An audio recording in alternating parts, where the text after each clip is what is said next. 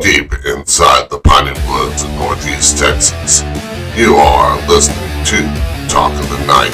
And now, your host, Paranormal Phil. Good evening, good morning, wherever you may be around the world, around the globe. I am Paranormal Phil. This is Talk of the Night. I apologize. We had some technical issues that I had to fix because we got thunderstorms in the area, so that might be playing havoc. So if we happen to lose power tonight, I apologize. We have tonight we are going to talk about the end of money and freedom. We're going to get into that whole conspiracy thing tonight, but I'm just pulling up some things here for the live right now. So that way, so we're going to continue this dive down the rabbit hole of conspiracies, which we've been doing lately, and to see what the future might hold for not just the dollar, but other world currencies. We also look at the end of freedoms here in the U.S., but how it will affect the rest of the world. Now, starting off with the decline of the dollar, for this, we have to go back prior to 1913, and we talk about that date here in a minute, but what was the U.S. dollar prior to that date? And for those listening and watching around the world, asking how this affects you, well, I will get into that in this show as long as we don't lose power because of the thunderstorm. And I will be looking at the weather app from time to time. So, when did the first dollar bill appear? Let's check out this video that explains it. The time dollars were printed in the United States was during a moment of deep national crisis, the American Civil War. Until then, coins made from gold, silver, and copper were the primary form of money. But in 1861, the war between the Union and the Confederacy created chaos, not just on the battlefield but in the financial system as well. As war expenses skyrocketed and fear spread across the country, people began hoarding gold and silver coins, which led to a severe shortage of currency. The federal government was running out of ways to pay its troops, fund supplies, and manage everyday expenses. In desperation, Congress passed the Legal Tender Act of 1862, which authorized the Treasury Department to print paper money for the first time. These early notes were nicknamed greenbacks because of the green ink used on the reverse side, a feature chosen partly to prevent counterfeiting and partly because it was cheap and durable. On March 10, 1862, the first official $5 demand notes were issued by the U.S. government. They weren't backed by gold or silver, but were declared legal tender for all debts, public and private, meaning people had to accept them as real money, even though many were skeptical. At first, the idea of using paper instead of coins seemed risky and even outrageous to some. Critics worried that the greenbacks would lose their value or cause inflation, and they weren't wrong. During the war, the value of the greenbacks did fluctuate, and their worth was often less than that of gold. But over time, the greenbacks kept the economy moving. They helped the Union pay soldiers, buy weapons, and maintain stability in a time of war. The design included patriotic imagery, such as eagles, Lady Liberty, and shields, as well as the signature of Salmon P. Chase, then the Secretary of the Treasury. By the end of the war, nearly $450 million in greenbacks had been printed, and though they were intended as a temporary wartime measure, the idea of paper money had caught on. These early notes laid the foundation for the modern American dollar, today's most powerful currency. The first time dollars were printed in the United States was during... Now, before the Civil War, there was printed money to fund wars such as the Revolutionary War. However, it was not like the greenbacks of the Civil War. Let's take a look at this next video that explains the currency prior to the Civil War. America's first currency was so worthless it became an insult that lasted 2 centuries? It's 1775. The Continental Congress needs to fund a revolution. Problem is, they have no gold, no silver, and no power to collect taxes. So they do the only thing they can. They print money. Lots of it. By 1780, It takes 100 continental dollars to buy what $1 bought just 5 years earlier. Soldiers fighting for American freedom are getting paid in paper so worthless they're using it as wallpaper. That's where the phrase, "not worth a continental," comes from. Here's where it gets fascinating. The founders were so burned by this collapse that they wrote hard money directly into the Constitution. No state could make anything but gold and silver legal tender. That's how deep the scar ran. And here's the part most people miss. Every argument you hear today about the Federal Reserve, fiat currency, and cryptocurrency traces its roots back to that exact moment. The money changes. The fear behind it never does. Did you know America's first currency was so All right, so hold on. I had something up that I did not need up. So with that known, what led us into the Federal Reserve note in 1913? Between the end of the Civil War and start of World War I, and up to 1913, it transitioned from an unrecognized or unregulated wartime paper experiment to a centralized gold standard framework, which we had until 1971, which I'll get into that in a moment. It wouldn't be until 1913 when the US dollar would become the currency that we know today. Now, the Federal Reserve was not liked by everyone. Just 1 year before the formation of the Federal Reserve, there were 3 wealthy people along with many people who opposed the Federal Reserve. What they opposed was the central bank. Let's hear what this video has to say about those men and why. Of April 14th, 1912, the Titanic did not sink by accident. It was deliberately sunk to eliminate 3 men who opposed the creation of the Federal Reserve. Benjamin Guggenheim, Isidor Straus, and John Jacob Astor were among the richest men in America. All 3 publicly opposed the plan by J.P. Morgan and the Rothschilds to create a private central bank that would control the American economy. In November 1910, Morgan secretly gathered powerful bankers on Jekyll Island, Georgia, to plan what would become the Federal Reserve. Guggenheim, Straus, and Astor discovered the plan. They threatened to use their wealth and influence to destroy it. Morgan owned the White Star Line, the company that operated the Titanic. He personally invited the 3 men to the maiden voyage. He reserved the finest suites. He ensured they would be on board. Then, at the last minute, Morgan canceled his own trip, claiming illness. Captain Edward Smith had specific orders. Declassified documents revealed he received 6 iceberg warnings that night. He ignored them all. He maintained near maximum speed in dangerous waters, a direct violation of standard maritime safety protocol. When the ship struck the iceberg, there were lifeboats for only 1,178 of the 2,224 people on board. By design, not by mistake, the White Star Line had removed additional lifeboats to create more deck space for first-class passengers. Guggenheim put on his evening wear and said, "We are dressed in our best and are prepared to go down like gentlemen." Straus refused to board a lifeboat, choosing to remain with his wife. Astor helped women and children into lifeboats before going down with the ship.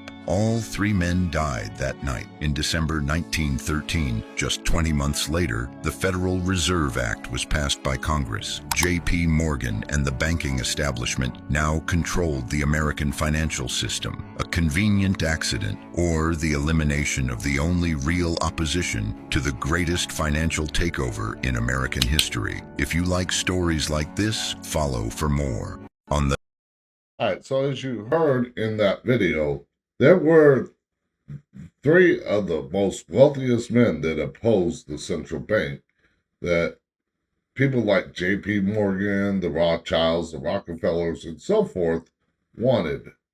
They wanted that central bank and that continued wealth. It is said that Mayor Amschel Rothschild said, and there's been a lot of debate whether he said this or not, but let me issue and control a nation's money, and I care not who writes the law. Whether or not he said it or not, we see that in today's time, and we'll get into that a little bit later. So, what led up to that point in time?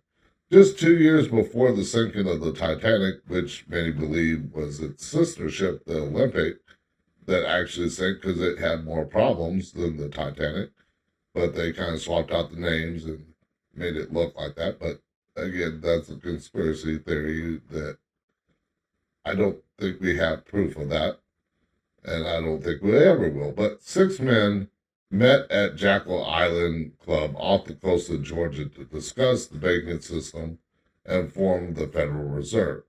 Those men were Nelson Aldrich, a senator, A. Pat Andrew, Assistant Secretary to the Treasury, Henry Davis, a prominent American banker and senior partner at J.P. Morgan. Arthur Shelton is what it told me, but I think there was one or two other people there. Frank Vanderlip, president of the National Bank of New York, and Paul Warburg, partner at Coons Loeb and Company and representative to the Rothschild banking dynasty. Now, do you kind of see a pattern there? Let's look at this article that talks about the secret meeting. Now, a secret gathering at a secluded off the coast, Georgia, in 1910 laid the foundation for the Federal Reserve System. Scroll down. In November 1910, 6 men, and you can read the names there, met on Jekyll Island Club off the coast of Georgia, wrote a plan to reform the nation's banking system and met its purpose were closely guarded secrets, and participants did not admit that the meeting occurred until 1930. But the plan was written on Jekyll Island, laid a foundation for what would eventually be the Federal Reserve. Now, I'll leave the link in the description because we had to restart the thing, so I'll have to add it in the description after we're done. But anyways, you'll be able to read it for yourself, the rest of that. Now, moving on to 1913, when the Federal Reserve Act was put into place. When it was enacted, it was not the first time it was tried. Before and after, presidents have opposed this, before and after 1913, when the Federal Reserve Act was enacted, the presidents opposed the central banking cartel, and it did turn out good for them, according to this video, which we're going to play right here.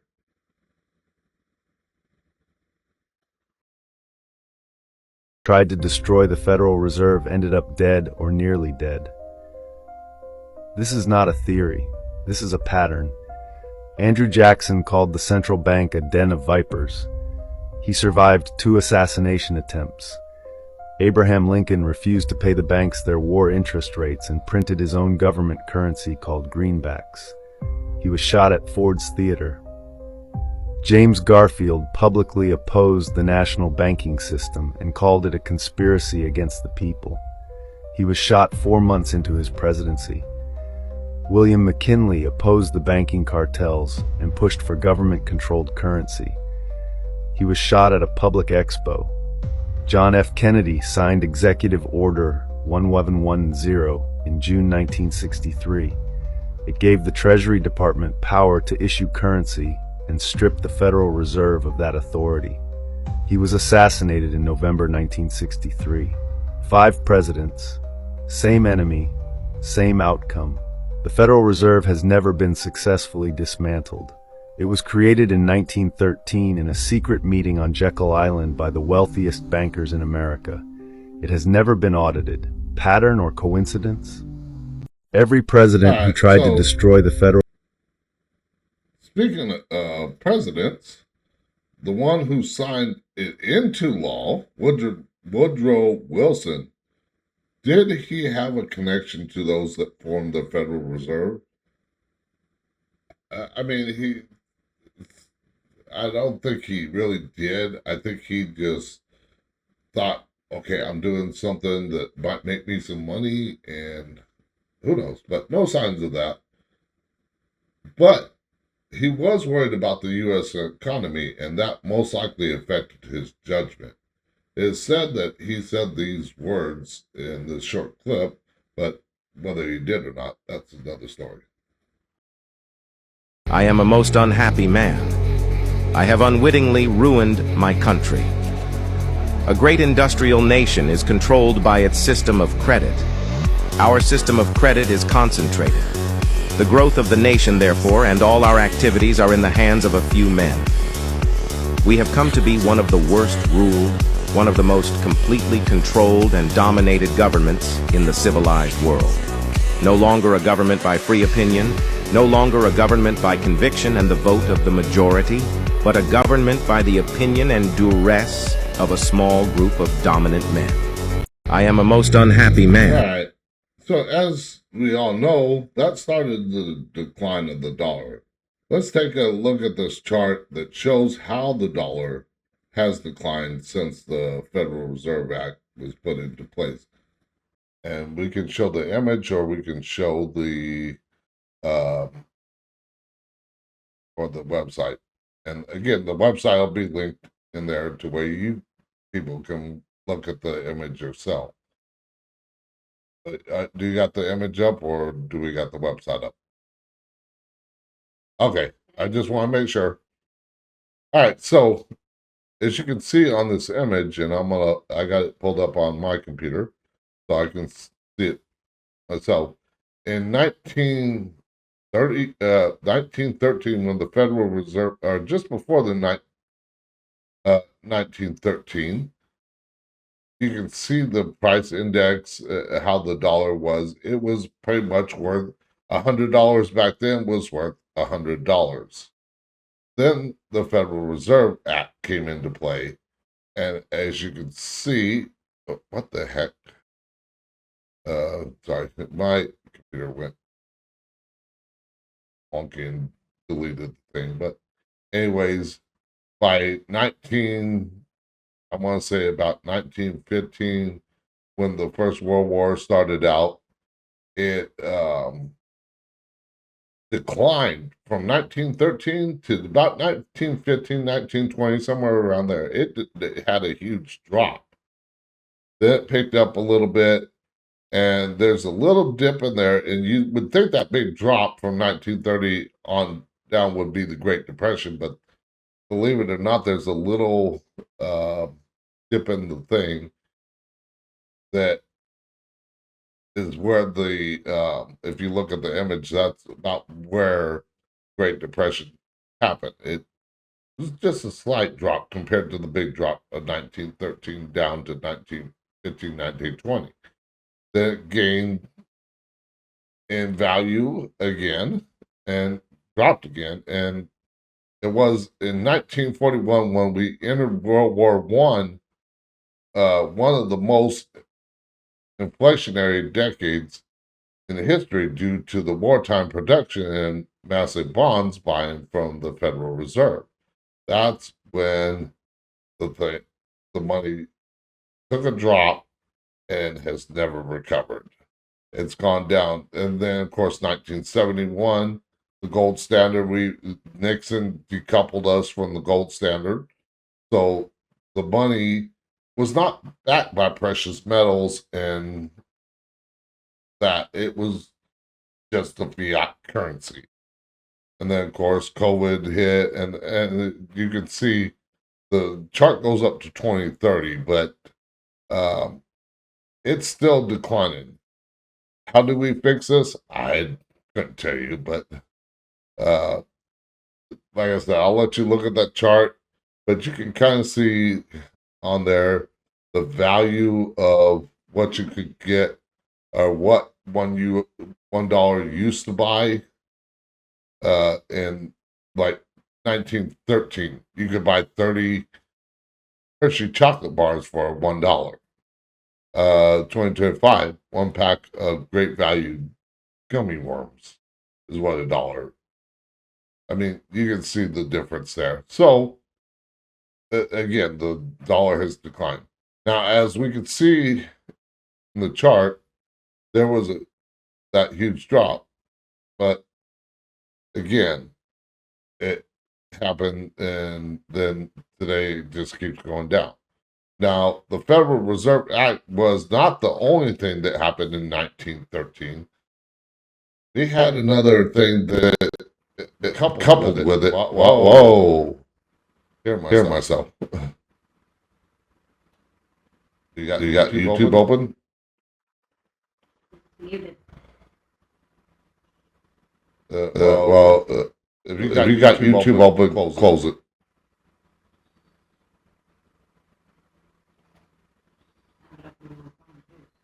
All you need is chat. You close YouTube? I still hear myself. That's weird.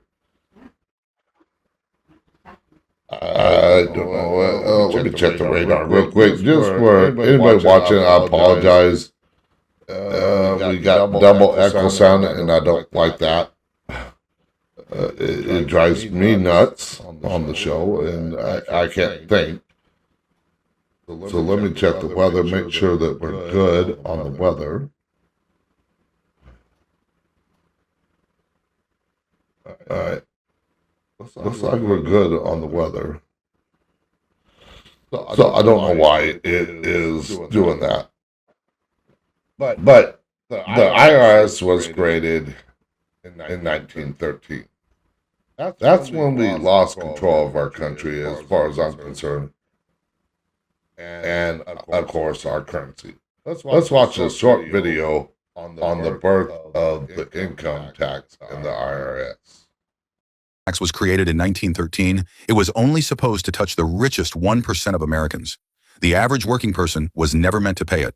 So how did it end up coming out of every single paycheck in this country? Follow this page right now, because this is the history they replaced with textbooks full of lies. Drop a comment if you had no idea about this. In 1913, the top tax rate was 1%, and it only applied to incomes over $300, roughly $90,000 in today's money. The working class paid nothing. Then World War I happened. The government needed money fast. Rates shot up overnight, but after the war, they never came back down. Then World War II hit. This time they didn't just raise rates. They invented something brand new, automatic payroll withholding.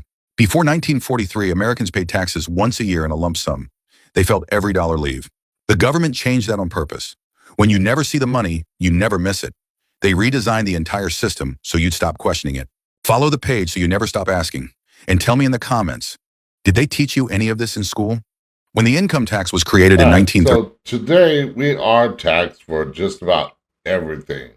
We went from fighting a revolution over taxes, and now we accept it as part of our everyday life.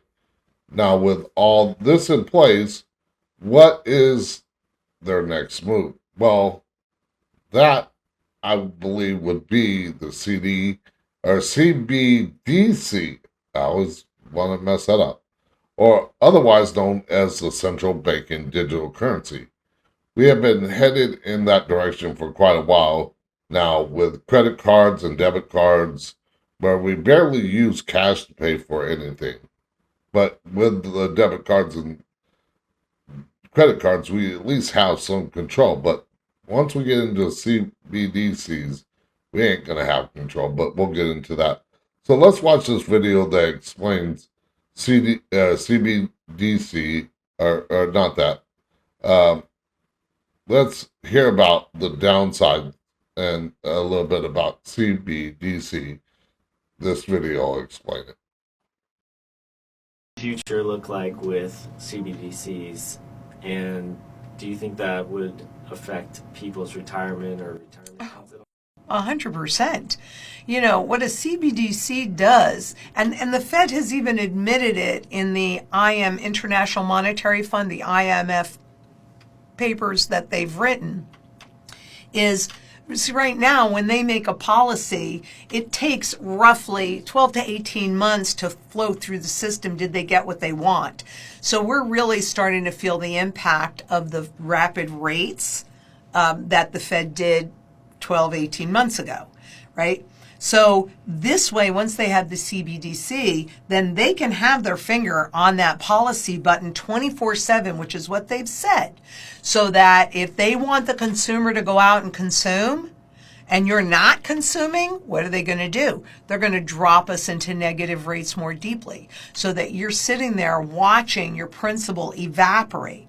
And when you're sitting there watching your principal evaporate, what are you most likely to do? But once it's in CBDC form, they can dictate what you can buy with it, how long it even exists, which you're going to see that. At first, they're not going to shock you with anything because they want to lull you into a false sense of security to get you to use it. And they've talked many times about this. So at first, it's going to seem kind of normal, like people are used to credit cards. Most people are used to credit cards and debit cards and all of that. So, and of course they've heard all about the cryptocurrencies, and we see what's happening in that arena. And remember recently, I can't remember whether it was the BIS or the IMF, but they came out with a paper basically, private cryptocurrencies bad, central bank cryptocurrencies good. So they're trying to get you lulled into a false sense of security. And then once they have you there, and let's say that a lot of the population does make that deposit into that FedNow and CBDC account, right? And especially, we could go into a hyperinflation on the currency that's already out there, and then have the Fed controlling the value for a minute of the CBDC. So people go, oh, well, look at this is really bad, but this is staying more stable. And I think that's really what's very, very likely to happen to get you to participate voluntarily. That, frankly, makes having physical gold and silver outside of that system critically important, because if you have everything inside of their system that they have their finger on 24/7 and can dictate everything about it, they have you by the cojones. Right? So this is why it's absolutely critical for you to be as self-sufficient and independent in as many ways as possible. Food, water, energy, security, barterability, wealth preservation, community, and shelter. Because the more independent you are, the less control they will have over you. And they are attempting this. I don't think it's a foregone conclusion. I mean, I really have hope of a revolution. Ray Dalio also thinks that a revolution is coming, and I agree with him.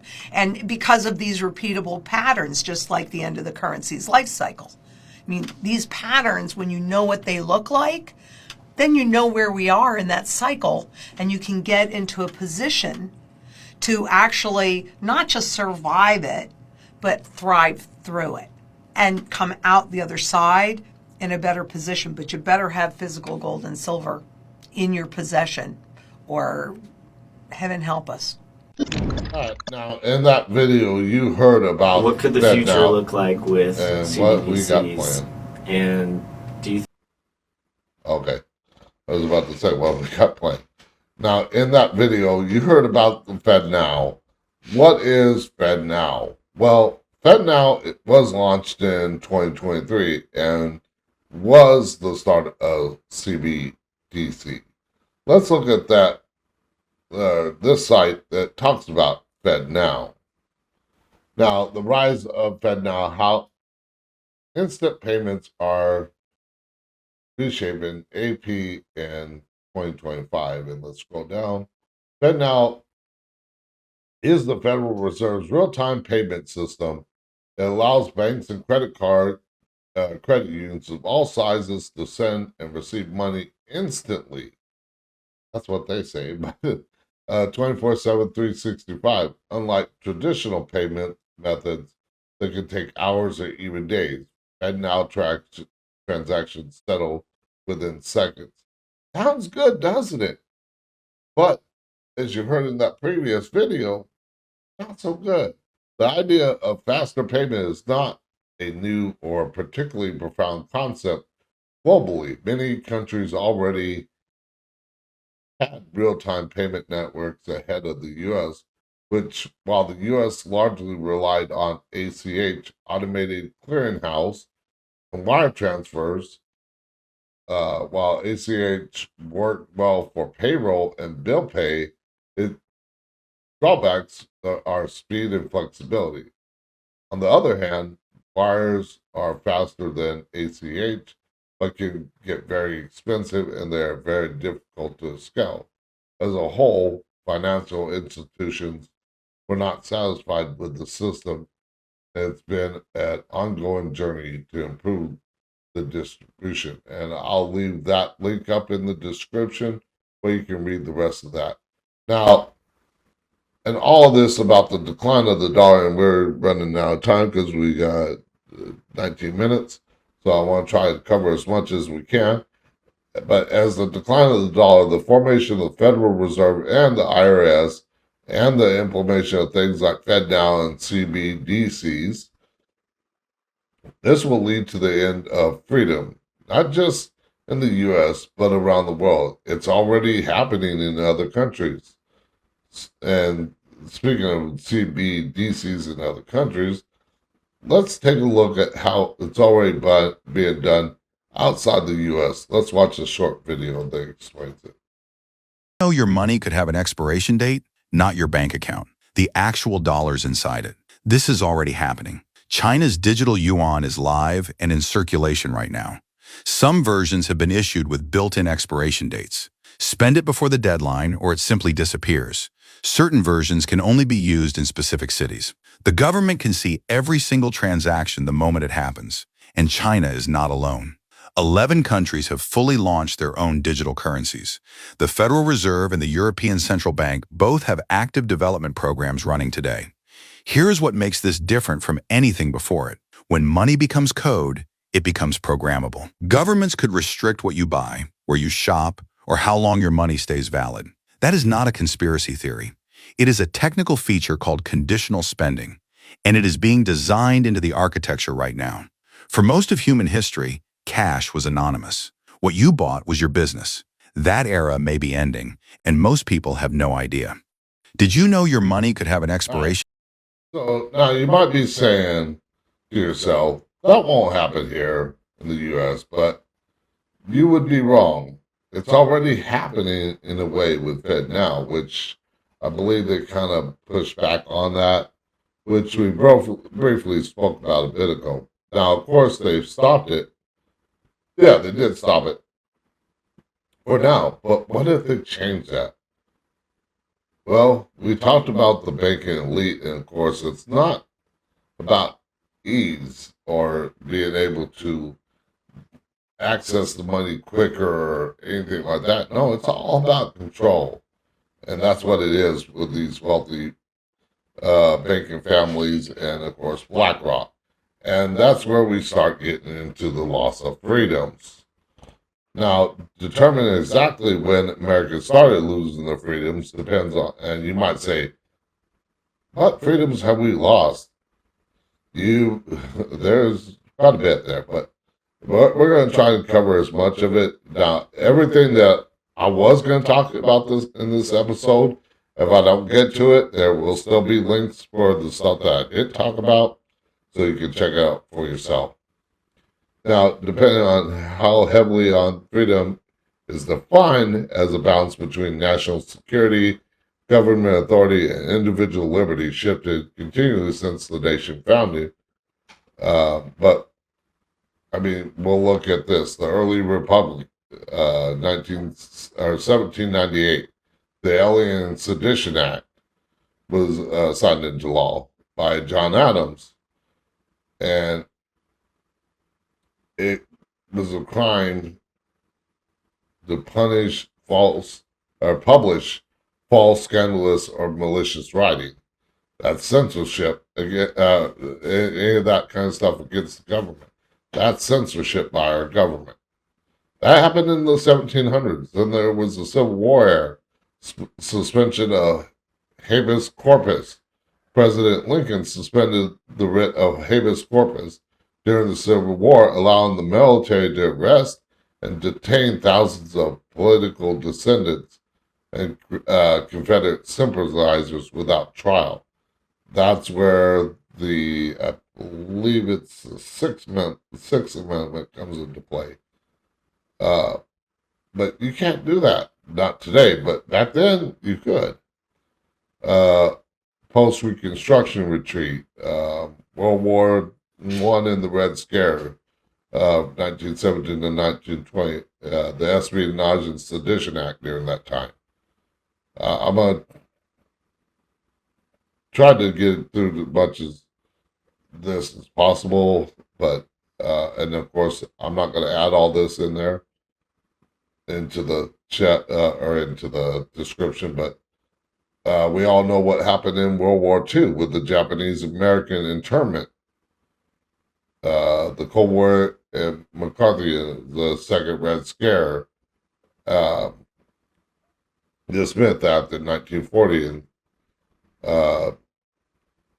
of course it led to people losing their jobs, facing backlash, and with jail for refusing to testify about perceived communist affiliation. And then, of course, the current era we're in is the post 9/11 era and the Patriot Act, which we're going to get into in this, because that's, I believe, as far as current times, that's where we begin to lose all our freedoms. Whether you want to believe it or not, that's up to you. Of course, let me know what you think down in the comments down below. But we have warrantless surveillance. Of course, we heard that from Edward Snowden, which we'll try and get into that. Modern institutional tracking through banks and financial records and all that. And let's take a look at this next video about the Patriot Act after 9/11 attacks, which I believe was part of an inside job by the elite and high-powered government officials. But that's another topic for another day, probably on the anniversary of 9/11 maybe. But on the surface, it sounded like a good idea, but it wasn't. So let's take a look at that video. Patriot Act, freedom, with a side of wiretaps. After 9/11, President George W. Bush promised to protect American freedom. Then he signed the USA Patriot Act in 2001. And suddenly, freedom came with terms and conditions. The Patriot Act gave the government massive surveillance powers. We're talking warrantless wiretaps on phone calls, bulk collection of your emails, texts, and internet history, secret sneak and peek searches of homes without telling you. And if you thought, oh, they only spy on terrorists, nope. Turns out, millions of innocent Americans got swept into the dragnet too. Here's the kicker. Most of this was kept secret until Edward Snowden blew the whistle years later. Remember him? The guy who said, hey, the government's reading your emails and tracking your phone calls? Yeah, that guy. Supporters said this was necessary to keep America safe after 9/11. Critics called it unconstitutional and a full-on privacy nightmare. Even the courts eventually admitted the NSA's mass phone data collection wasn't exactly legal. But by then, the surveillance state was already built. And the best part? Once the government takes your privacy, they don't really give it back. So yeah, America stayed free. But your browser history didn't. Big love to my amazing subscribers. You're the reason I keep digging up these buried... The rest of that video. But in that video, you heard him talk about Edward Snowden, who broke the whole surveillance state wide open. But that didn't stop them. They charged him with espionage and tried to silence him because he was speaking out against what they were doing, which they were denying inadvertently, but they got caught red-handed and they couldn't lie their way out of it. But from the Patriot Act, we got TSA agents to go through our stuff at airports when we're there, but they can't put a stop to bombs and other weapons, which you can see in this next video. Transportation Security Administration failed 95% of undercover security tests. 95%. Homeland Security investigators smuggled fake bombs and weapons through TSA checkpoints. 95 out of 100 times TSA missed them. This wasn't a one-time test. It's happened repeatedly. In 2015, TSA failed 95%. In 2017, they failed 80%. In 2023, still failing at similar rates. Billions spent, same failures. The TSA's budget for 2024 was $11 billion. $11 billion. To fail 95% of security tests, you take off your shoes, remove your laptop, throw away your water bottle, wait in line for an hour, and the system fails 95% of the time. TSA employs 62,000 screeners, cost $5 billion annually in salaries. They miss weapons, miss explosives, but they will confiscate your shampoo. The agency spent $1.4 billion on body scanners, the machines that see through your clothes. Investigators found the scanners miss certain types of threats, paid $1.4 billion for technology that doesn't work. A Government Accountability Office report found that TSA cannot demonstrate that its screening procedures are effective, cannot prove the system works. After 20 years and hundreds of billions of dollars, no proof of effectiveness. Meanwhile, passengers are treated like criminals. Random searches, invasive pat-downs, belongings dumped out, all for security theater that fails 95% of tests. TSA also runs the PreCheck program. Pay $85 for expedited screening. Trusted traveler program. Except TSA approved PreCheck for people on the terrorist watch list. The vetting failed. The people who paid to skip security included actual security threats. The agency's own data shows that TSA has never stopped a terrorist attack. Not once. In 23 years of operation, 0 prevented attacks, but billions in budget. Israel's airport security is the most effective in the world. They use behavioral detection and intelligence. Costs a fraction of TSA. No security theater, actual security. TSA uses metal detectors and random searches. Fails 95% of tests. Costs $11 billion annually. You fund this every time you fly. The September 11th security fee on every ticket. $9 per flight goes to TSA. To fail security tests and confiscate nail clippers. Comment if TSA has ever confiscated something ridiculous from you. All right. So Follow. we're gonna end that video there. We are running out of time. We did start a little bit late, but I'm gonna mention a couple of other things. We're not gonna go to the next video. We're gonna go a little further down the videos, and I want to talk about. I'm gonna. If you can pull up the Tom McDonald one, if you can find that one, that's the next one I'm gonna.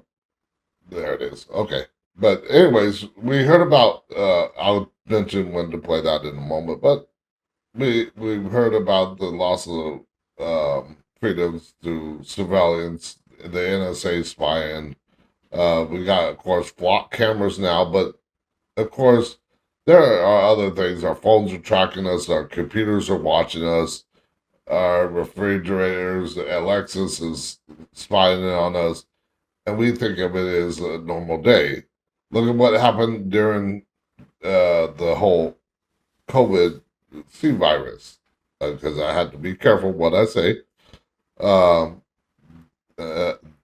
mean, people were getting told what to do. We lost our right to be out in public because imaginary virus, which many people still believe to this day, but we got them to admit that it was all a farce.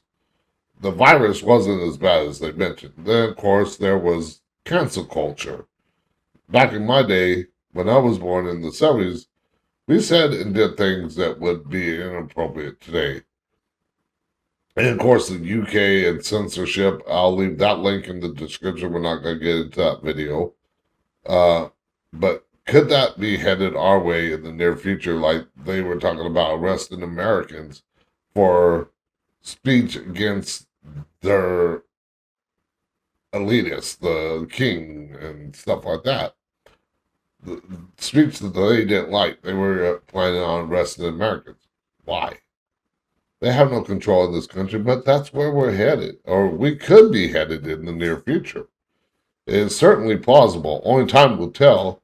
Then there is this from a Canadian-born rapper who lives here in America, Tom McDonald. Let's watch this last video. It's gonna sound crazy, but hear me out. People are saying flock cameras are to make the country a surveillance state, but I don't think so. Because it's been a surveillance state for over a decade. Your phone is a tracking device, your smart TV knows your name, your fridge and half your other appliances are listening to everything you say, your fingerprint unlocks your iPad, your face unlocks your iPhone, Alexa, Google, Grok, they all know everything about you and your family and your friends. You've been surveilled for years, they already know everything. So what are flock cameras for? I think it's so that they can watch, like some weird Hunger Games reality show while we all turn on each other and society collapses. Just think about it. They force vaccines and turn men into women and woke wash the kids and brainwash with the news and start wars and raise inflation and cause chaos. It's black versus white, it's left versus right, it's straight versus gay, it's and then they put up cameras everywhere so they can watch the hit the fan from their underground bunkers or their private islands with their perverted billionaire buddies. I don't know, I know it sounds crazy, but just think about it. Have a good one.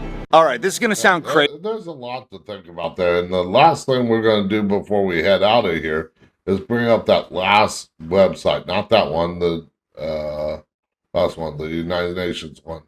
And I wanted to bring up about the WEF, but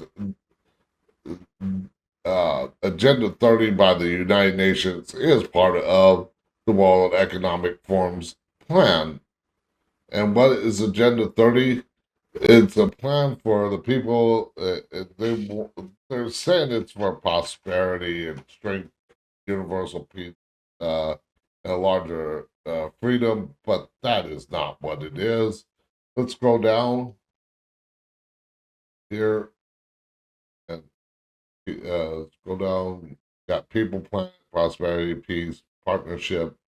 Let's go to introduction. We, as a head of state, the government and high representatives meeting in the United States headquarters in New York from 25 to 20 September 2015 as the organization celebrates its 17th anniversary, their goals. It breaks it down what their plan is for 2030.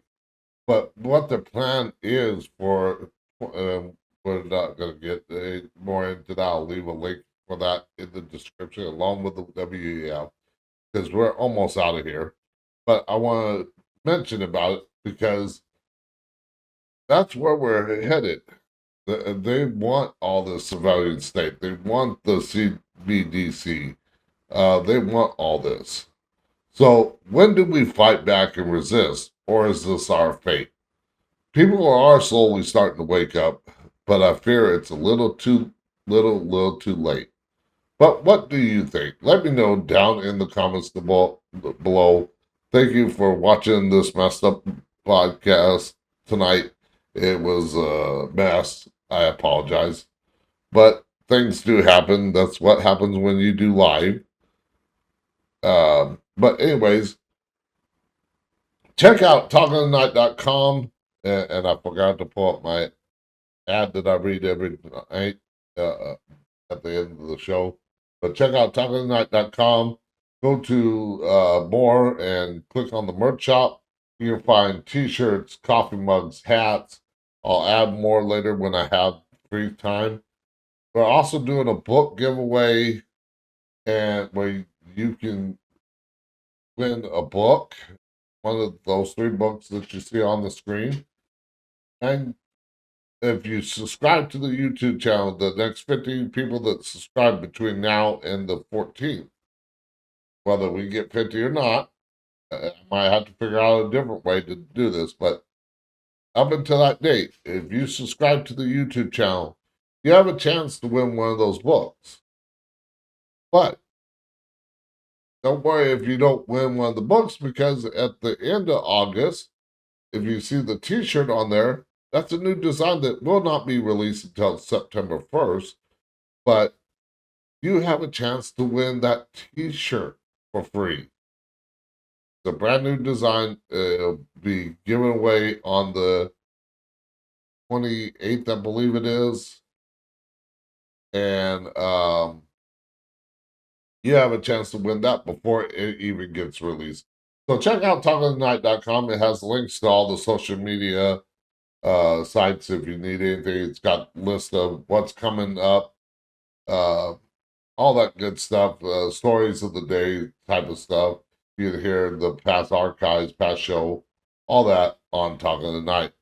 So I want to thank everybody for tuning into the show. I apologize once again.